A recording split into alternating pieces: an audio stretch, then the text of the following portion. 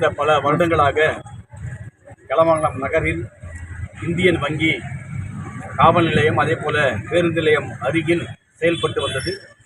இது பொதுமக்களுக்கு ரொம்பவும் பாதுகாப்பாக இருந்தது.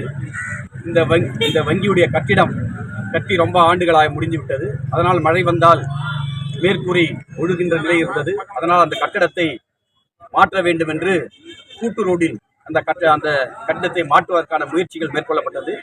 அப்போது கெலமங்கலம் பேரூராட்சிக்கு உட்பட்ட பொதுமக்கள் அதே போல பேரூராட்சி தலைவர் பேரூராட்சி கவுன்சிலர்கள்லாம் வந்து சந்தித்து ஏற்கனவே இருக்கின்ற கெலமங்கலம் மைய பகுதியில் அந்த இந்தியன் வங்கி செயல்பட வேண்டும், ஆக இடமாற்றம் செய்யப்பட்டால் பொதுமக்களுக்கு இது பெரும் பாதிப்பு ஏற்படும். அதே போல பெண்களுக்கு அதே போல மகளிர் குழுக்களுக்கெல்லாம் பெரிய பாதிப்பு ஏற்படும். அருகாமையில் காவல் நிலையம் இருப்பதாக வைத்தார்கள்.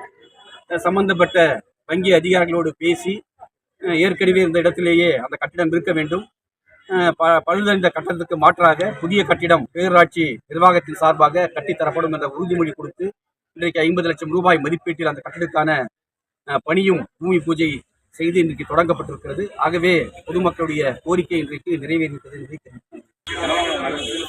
பேரூராட்சிக்கு சொந்தமான கட்டிடத்தில் இங்கே வந்த இந்த இந்தியன் கட்டிடம் நாளடைவில் பழுதடைந்துவிட்ட காரணத்தான் அந்த கட்டிடம் பழுதடைந்தது காரணமாக அந்த கட்டிடத்தை வேறு ஒரு இடத்துக்கு போகுதில் போது இதனால் பொதுமக்கள் இந்த பகுதியினுடைய ஏறத்தாழ 1 லட்சம் அளவுக்கு பொதுமக்களுக்கு மிகப்பெரிய பாதிப்பை ஏற்படுத்துவதற்காக நாங்கள் இந்த கட்டிடம் இங்கே இருக்க வேண்டும் என்று எவ்வளோ முயற்சி செய்தோம்.